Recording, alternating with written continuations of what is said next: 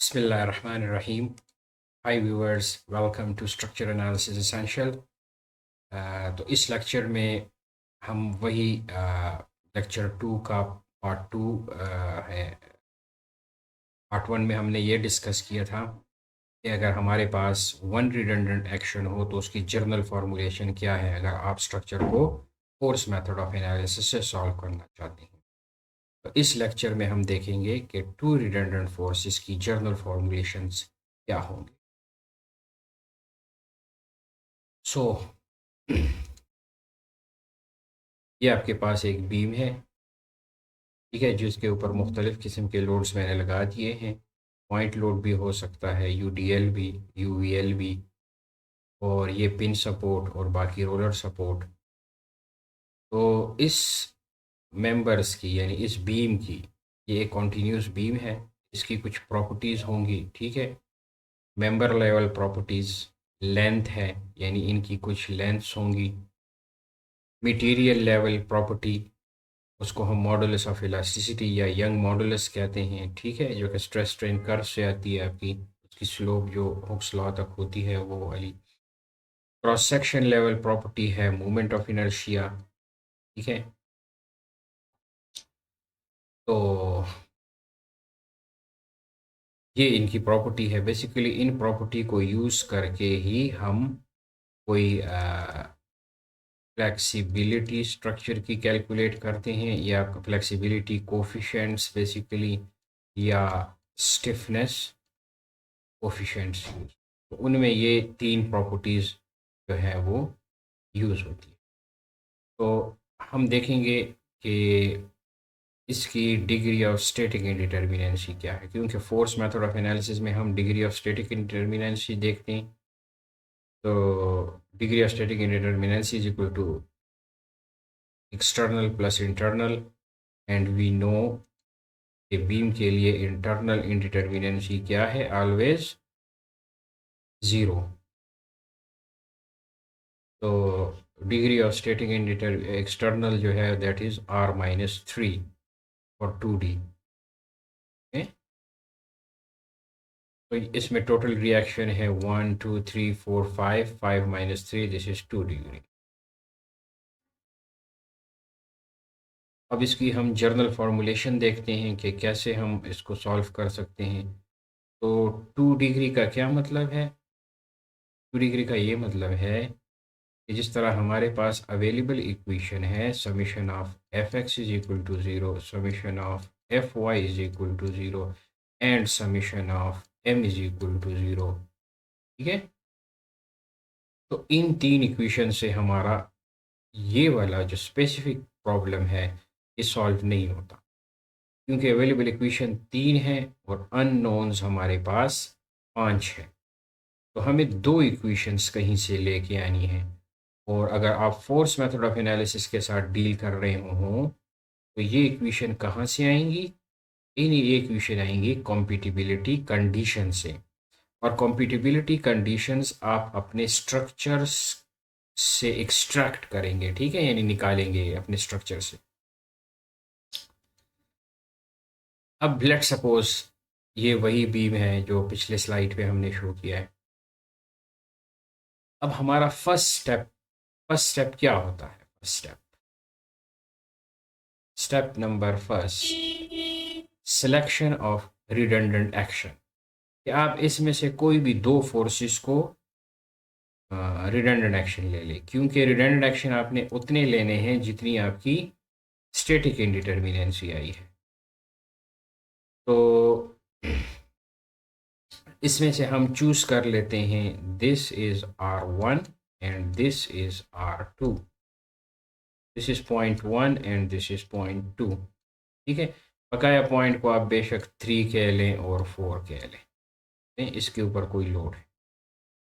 Step number 2 में क्या होता है? स्टेप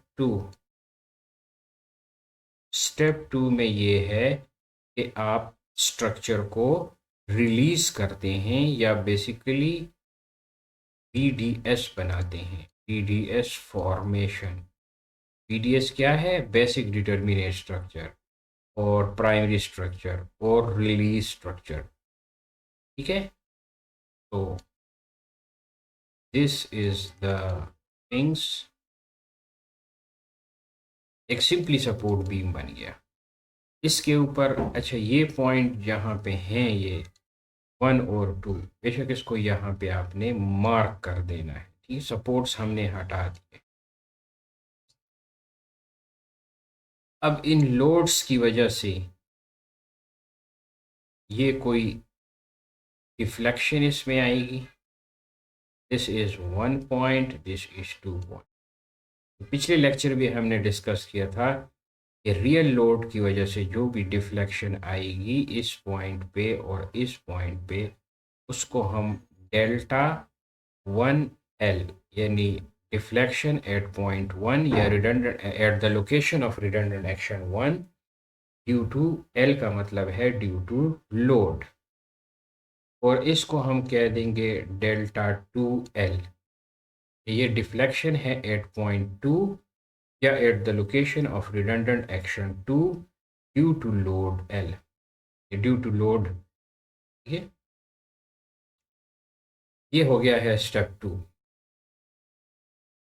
स्टेप 3 में आप बनाते हैं कंस्ट्रक्शन ऑफ यूएलएस। यूएलएस का क्या मतलब? Unit load structure. और यूनिट लोड स्ट्रक्चर कितने होंगे? जितने आपकी स्टैटिक इंडिटर्मिनेंसी आई होगी या जितने आपने रिडंडेंट एक्शन लिए होंगे, ठीक है, एक ही बात है। तो इस केस में हमारे पास यूनिट लोड स्ट्रक्चर इस किस्म का आ जाएगा। ये सारे अब डिटर्मिनेट, हम बेसिकली एक किस्म की डिटर्मिनेट स्ट्रक्चर के साथ डील कर रहे हैं। फिर हम इस स्ट्रक्चर को इस स्ट्रक्चर प्लस और अगेन जो है वो एक दूसरा यूनिट लोड स्ट्रक्चर भी यहाँ पे बना ले। ठीक है? ये पॉइंट 1 जो कि ये वाला पॉइंट है, इस पे आप एक यूनिट लोड को अप्लाई कर दें, और ये पॉइंट 2 है। This is point 2, this is. दूसरे स्ट्रक्चर में आपने इधर लगा।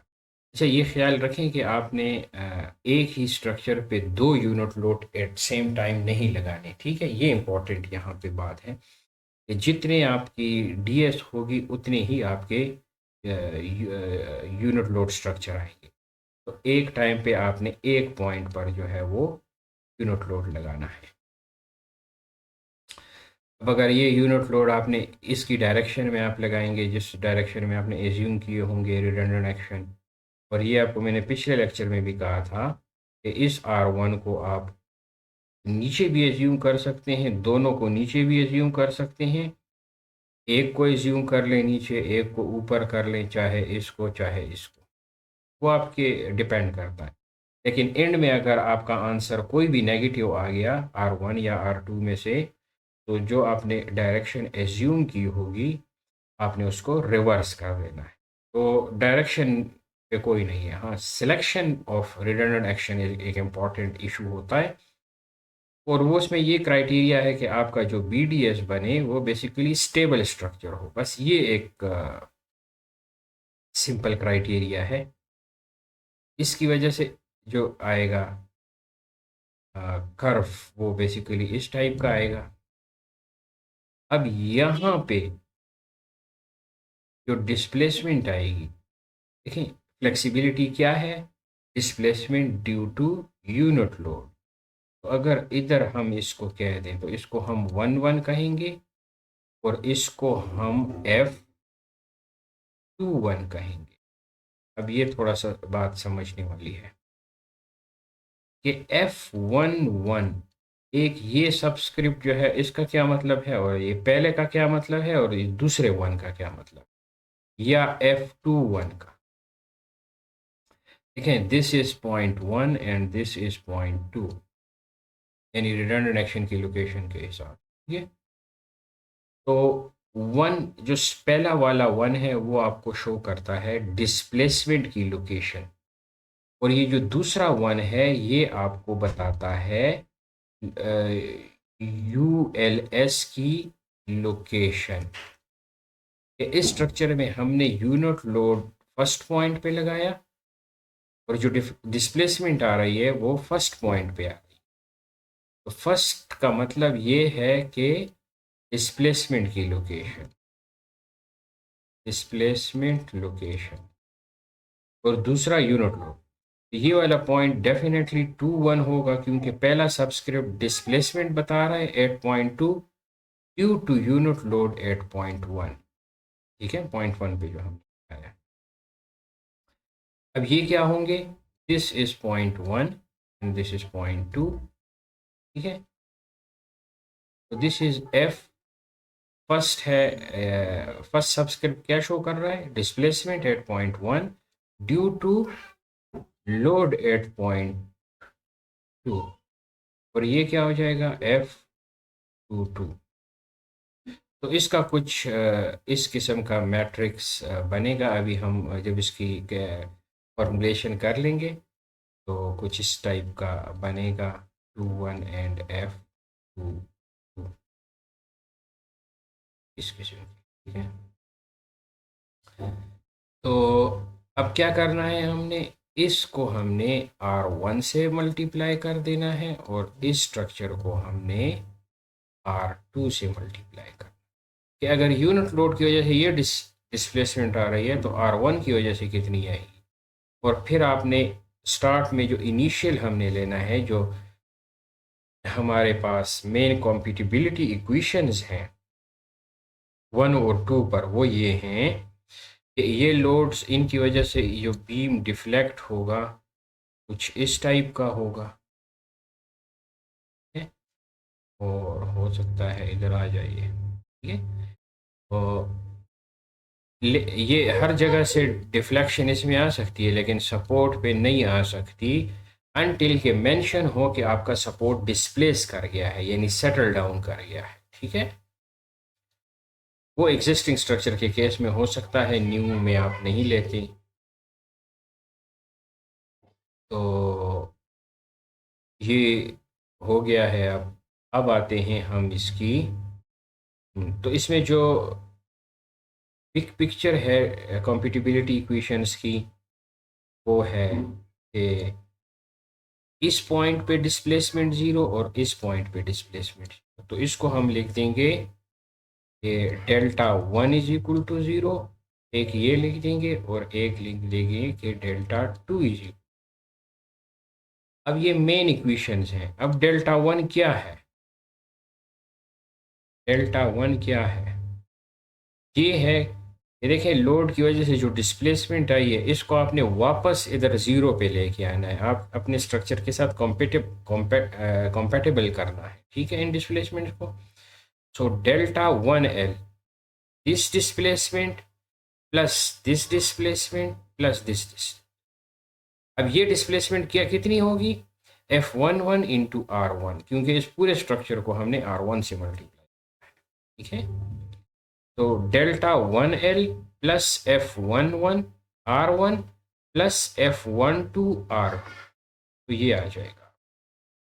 सो Δ1L plus F11 R1 plus F कौन सा है, F12 R2, F12 R2, this is equal to, similarly Δ2L plus F, अब ये कर ले, plus F21 R1 plus F22 R2 plus F22 R2, this is equal. तो ये आपके पास कुछ, अगर आप अब इसको मैट्रिक्स फॉर्म में लिखना चाहते हैं, सो Δ1L यानी एक दो इक्वेशंस हो जाएंगी, और Δ2L ये आप इस तरह फॉर्म में कर दें, प्लस F11 F12 F21 ये वाला, और F2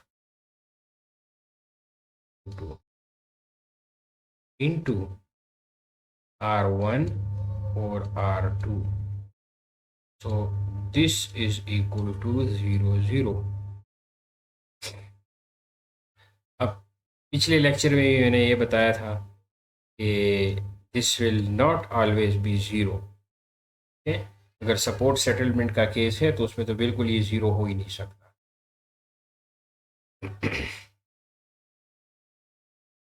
तो अगर आप इसको देखें तो ये वाला जो अगर आप अब इसको मोर जर्नल फॉर्म में लिख सकते हैं, या चलें वो अगला कर लेंगे हम, उस पर अगला एक लेक्चर बना देंगे कि इसको n डिग्री के लिए आप कैसे करेंगे।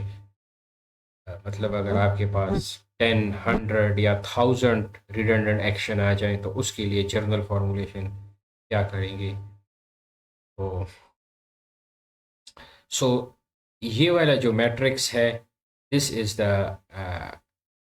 Load matrix, sorry displacement matrix due to applied load. ये है matrix, this is the flexibility coefficients और the displacement matrix due to unit load. ठीक है, ये है redundant matrix and this is the compatibility matrix. ठीक है, तो इसको इस तरह जर्नल जो है वो याद कर लें आप। तो आई होप कि आप को इस चीज़ की समझ आ गई होगी। सो थैंक यू, एंड इंशाल्लाह नेक्स्ट लेक्चर में हम मज़ीद इसको आगे लेके चलेंगे। Thank you.